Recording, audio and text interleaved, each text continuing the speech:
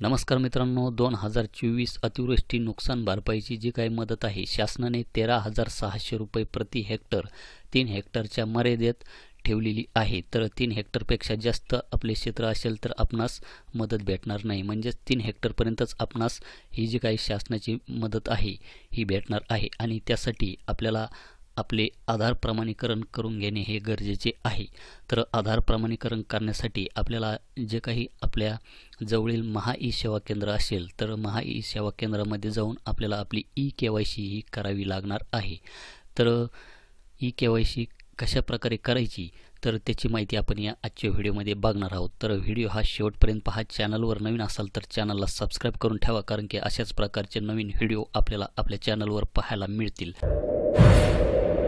तर सर्वप्रथम मित्रांनो, आपल्याला आपला जो काही महा ऑनलाईनचा ID आणि पासवर्ड टाकून आपल्याला आपलं जे काही पोर्टल आहे यामध्ये लॉग इन व्हायचे आहे। लॉग इन झाल्याच्या नंतर आपल्याला इथे डॅशबोर्डच्या खाली त्यानंतर इथे आधार प्रमाणीकरण आणि त्याच्याच खाली नैसर्गिक आपत्ती, शेती पिके नुकसान मदत याच्यावर आपणास क्लिक करून घ्यायचे आहे। क्लिक केल्याच्या नंतर जे काही पंचनामाचे डिस्बर्समेंट पोर्टल आहे हे पोर्टल आपल्यासमोर अशा प्रकारे ओपन होईल।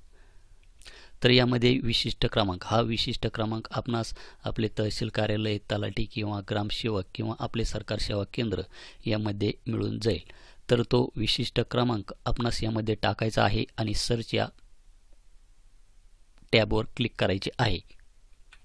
सर्च या टॅबवर क्लिक केल्याच्या नंतर आपल्याला इथे आपला VK नंबर दाखवला जाईल, त्यानंतर शेतकऱ्यांचे गाव दाखवले जाईल, गट क्रमांक दाखवला जाईल आपल्या शेतजमिनीचा, त्यानंतर इथे तोट्याच्या प्रकारमध्ये क्रॉप अशा प्रकारे माहिती दाखवेल आणि आपले जे काही बाधित क्षेत्र झालेले आहे ते बाधित क्षेत्र इथे दाखवले जाईल आणि वितरित केलेली रक्कम आपणास किती रक्कम ही शासनाकडून वितरित केली जाणार आहे त्याची माहिती सुद्धा इथे दाखवली जाईल। त्यानंतर आधारनुसार शेतकऱ्याचे नाव दाखवले जाईल, शेतकऱ्याचा आधार नंबरचे शेवटचे 3 डिजिट आपणास इथे दाखवले जाईल, बँकेचे नाव दाखवले जाईल, इथे अकाउंट नंबर दाखवला जाईल, त्यानंतर बँकेचा IFSC कोड आणि मोबाईल क्रमांक ही माहिती येथे दाखवली जाईल।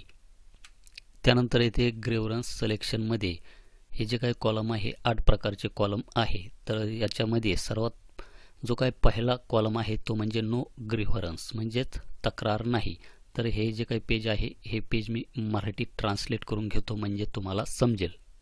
तर हे जे काही ऑप्शन आहे हे ऑप्शन आपण थोडक्यात समजून घेऊया। तर यामध्ये तक्रार नाही, तर वरील जी काही माहिती आपणास दाखवली जात आहे तर ही सर्व माहिती जर बरोबर असेल तर आपणास येथे तक्रार नाही हे ऑप्शन येथे निवडायचे आहे। त्याचप्रमाणे येथे प्रमाणीकरण करण्यात अक्षम सर्वांशी सहमत, त्याचप्रमाणे प्रमाणीकरण करण्यात अक्षम आधार असहमत, जर आधार नंबर चुकीचा दाखवत असेल तर आपणास हे ऑप्शन निवडायचे आहे। त्याचप्रमाणे प्रमाणीकरणात अक्षम गट क्रमांक असहमत, गट क्रमांक चुकीचा दाखवत असेल तर हे ऑप्शन निवडायचे आहे। त्याचप्रमाणे प्रमाणीकृत करण्यात अक्षम बँक तपशील असहमत, बँक तपशील चुकीचा दाखवत असेल तर हे ऑप्शन निवडायचे आहे। त्याचप्रमाणे खाली प्रमाणीकरण करण्यात अक्षम असहमत नाव, आधार आणि गट क्रमांक आणि बँक तपशील जर आपणास तिथे दाखवत असेल तर हे ऑप्शन निवडायचे आहे। प्रमाणीकरण करण्यात अक्षम नाव आणि आधार असहमत तर हे ऑप्शन निवडायचे आहे। प्रमाणीकरण करण्यात अक्षम नाव असहमत तर आपणास हे नंबर 8चे ऑप्शन निवडायचे आहे। तर वरील सर्व माहिती ही बरोबर असेल तर आपणास इथे नो ग्रीव्हरन्स हे ऑप्शन इथे निवडायचे आहे आणि हे ते ग्रीन होऊन जाईल। त्याचप्रमाणे मित्रांनो, येथे एखाद्या वेळेस जो काही आपला बचत खाते क्रमांक आहे हा चुकीचा इथे दाखवू शकतो किंवा IFSC कोड हा इथे चुकीचा दाखवू शकतो। तर अशा वेळेस सुद्धा आपण इथे नो ग्रीव्हरन्स हेच ऑप्शन इथे निवडायचे आहे, कारण की ही जी काही येणारी रक्कम आहे ही रक्कम थेट DBTद्वारे शेतकऱ्यांच्या बँक खात्यामध्ये जमा होणार आहे। त्यामुळे अकाउंट नंबर आणि IFSC कोड जरी चुकीचा असेल तर आपण इथे नो ग्रीव्हरन्स हे ऑप्शन इथे निवडायचे आहे। त्याचप्रमाणे मित्रांनो, इथे मोबाईल क्रमांक हा दाखवला जातो। तर हा जो काही मोबाईल क्रमांक आहे त्या शेतकऱ्याच्या आधार कार्डला जर मोबाईल नंबर लिंक असेल तर आपण OTP द्वारे सुद्धा यामध्ये KYC करू शकतो। तर एखाद्या वेळेस काय होऊ शकतं की इथे जो काही मोबाईल क्रमांक देण्यात आलेला आहे हा इथे आपणास वेगळाच दाखवू शकतो। तर इथे जरी दुसरा मोबाईल नंबर हा दाखवत असेल परंतु त्या शेतकऱ्याच्या आधार कार्डला जर मोबाईल नंबर लिंक असेल तर त्याच मोबाईल नंबरवर OTP जाणार आहे, जो की त्या शेतकऱ्याच्या आधार कार्डला लिंक आहे. त्यानंतर आपणास येथे आधार eKYC याच्यावर क्लिक करायचे आहे. त्यानंतर हे जे काही कन्सेंट आहे हे आपणास येथे समजून घ्यायचे आहे आणि येथे हा जो काही चौकोन दिसत आहे याच्यावर क्लिक करायचे आहे. त्यानंतर आपण येथे OTP किंवा बायोमेट्रिकद्वारे सुद्धा येथे KYC करू शकता.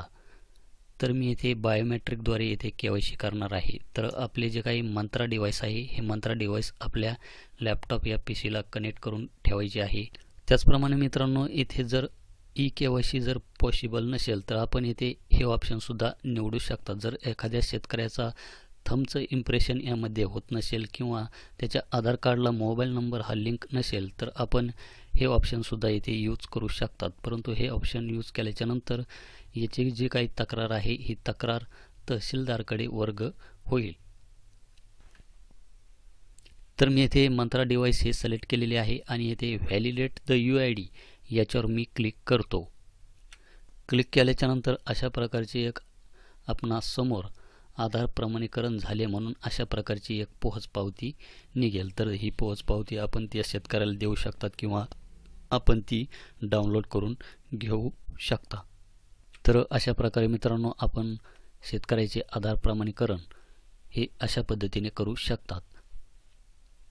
आणि जर एखादा शेतकरी जर मयत असेल तर त्याचे आधार प्रमाणीकरण हे कशा पद्धतीने करायचे त्याचा व्हिडिओ मी ऑलरेडी बनवलेला आहे. त्याची लिंक आपणास खाली डिस्क्रिप्शन बॉक्समध्ये दिलेली आहे. तो व्हिडिओ आपण एकदा पाहून घ्या. तर भेटूया अशाच एका नवीन व्हिडिओ नवीन अपडेटमध्ये. धन्यवाद.